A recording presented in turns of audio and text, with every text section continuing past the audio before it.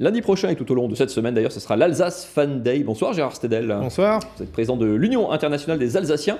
Rappelez-nous l'idée de cette Alsace Fan Day, c'est quoi? C'est une espèce de fête, alors pas nationale, fête régionale, c'est une déclaration d'amour, ou c'est un prétexte? En fait, nous avons 51 associations dans le monde et chaque association fête tous les mois ou fait un Stammtisch ou une exposition de peinture ou une soirée théâtrale, etc.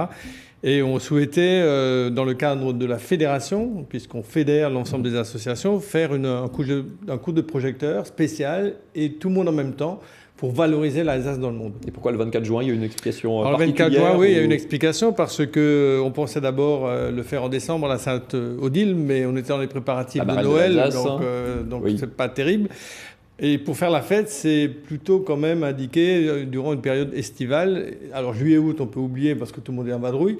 Donc il restait le mois de juin. Alors par exemple, demain, c'est les solstices d'été, mais la fête de la musique, donc c'était déjà pris. Alors on a pris le 24, c'est la Saint-Jean, c'est la journée la plus longue et la nuit la plus courte, ce qui nous permet de faire la fête plus longtemps. Plus longtemps, impeccable. On va regarder sur une carte un petit peu où les Alsaciens du monde se sont déjà déclarés pour vous rejoindre. Il y a vraiment toutes les destinations sur à peu près tous les continents.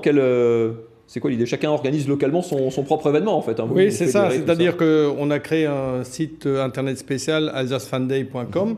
On peut télécharger l'affiche, on peut la personnaliser, on peut en faire des flyers pour inviter des clients. C'est aussi fait pour les restaurateurs, pas seulement pour les associations. Je pense qu'on va en parler après.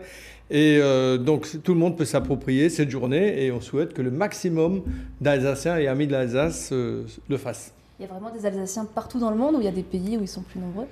Ah oui, il y a des pays où ils sont plus nombreux. Il y a, déjà par exemple la Suisse, où il y a le maximum de Français et d'Alsaciens. Il y a l'Allemagne, il y a la Belgique, il y a la Grande-Bretagne, il y a les États-Unis. Ça, c'est les principaux pays où on peut trouver des Alsaciens, mais on en trouve. Les États-Unis, c'est la principale destination, enfin hors proximité géographique immédiate, c'est la première terre d'immigration. Oui, et aussi pour l'immigration, certainement, puisque c'est par le passé, nous avons une association qui est à New York, qui va fêter les 150 ans dans 2 ans. Né en 1871, donc il y a eu une émigration forte à l'époque et je crois bien qu'à ce moment-là, il y avait 29 associations aux États-Unis d'Alsaciens. Aujourd'hui, il y en a un peu moins. Qu'est-ce qui les réunit encore, tous ces gens aujourd'hui, quand ils se regroupent localement, comme on l'a vu à Singapour, à Koh Samui, au Brésil, à New York? Qu'est-ce qui fait qu'ils se retrouvent sur place et qu'est-ce qui fait qu'ils se coordonnent autour de vous au niveau mondial? Il y a qu'est-ce qu'ils recherchent? C'est vraiment de l'identité encore de... C'est vrai, au niveau local, les gens, plus on est loin de ses bases, plus on a quand même un peu tendance à vouloir se regrouper, parce que ça permet de faire un réseau, ça permet de mieux s'implanter, de connaître des gens qui connaissent le pays, etc. Donc, c'est pas seulement affectif, c'est un vrai réseau au sens presque professionnel aussi du terme. Tout à l'heure, on en a parlé aux informations, c'est aussi un peu l'entraide et la solidarité. C'était d'ailleurs à l'origine la base de la création des associations dans le monde. Et je rappelle donc que dans 2 ans, on fête 3 150e anniversaire. Il y a Paris, il y a New York et il y a Lausanne.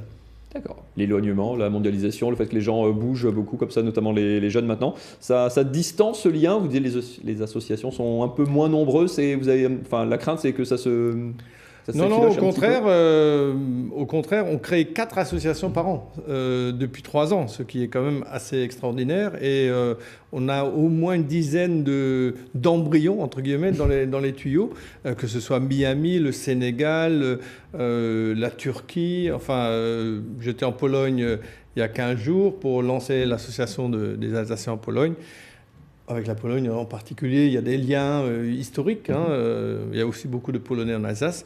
Donc voilà, on cherche à fédérer les Alsaciens, mais aussi les amis de l'Alsace pour en faire la promotion et le rayonnement dans le monde. Ça brasse toutes sortes de populations, j'imagine, aussi bien des étudiants, des entrepreneurs, des gens qui sont là 2 ans, qui sont là 15 ans. Oui, parce qu'aujourd'hui, à l'époque, l'émigration, beaucoup sont partis à l'étranger pour des raisons de guerre, de famine, de succession aussi, puisque souvent c'est le premier enfant qui héritait, les autres n'avaient rien. Aujourd'hui, ça a beaucoup changé puisque dans les cursus d'étudiants universitaires, ils vont tous à l'étranger. Strasbourg a au moins 800 accords de coopération dans le monde. Donc on les retrouve à l'étranger. Souvent, ils prennent racine. Ils reviennent plus tellement. D'autres reviennent. Et puis pour les entreprises, eh bien évidemment, aujourd'hui, une entreprise se doit d'être un peu à l'export, à l'import, dans le monde, et pour faire la promotion de ses produits. Pour finir, comment vous pouvez continuer à accompagner, quand il y a des Alsaciens implantés à droite à gauche comme ça, ils se tournent vers vous, vous venez vers eux, comment on peut accompagner justement Oui, ces en fait, fédérations, c'est un peu l'effet associations réseau, c'est-à-dire que partout, moi je dis toujours, chaque Alsacien connaît un Alsacien à l'étranger. Sauf que nous, on ne les connaît pas forcément, parce que ce n'est pas marqué sur le front. Et donc on cherche à les repérer et pour les inciter à s'unir, à faire une amicale, un club, une association. Et une fois par an, d'ailleurs, on les réunit pour échanger les expériences avec toutes ces associations, tous ces présidents, ces dirigeants d'associations. Et ça permet à chacun de prendre des idées pour mieux se valoriser à l'étranger. Ça s'appelle l'Alsace Fan Day. On peut faire ça ici aussi. Lundi, si on veut boire un coup à la sortie des Alsaciens. Oui, alors l'Alsace Fan Day, ça va encore un peu plus loin, puisque là, on fait la promotion via les associations dans le monde, mais maintenant aussi en Alsace, parce qu'on a pas mal de partenaires. Donc on a l'agence Alsace Destination Tourisme, on a les 3A, on a le SIVA, on a les Étoiles d'Alsace, on a les Chefs d'Alsace, on a l'Union des restaurants hôteliers. On a même Alsace Vin. Alors pour l'occasion, Alsace Vin doit changer de nom puisque ce sera Alsace Wien en alsacien. C'est vrai.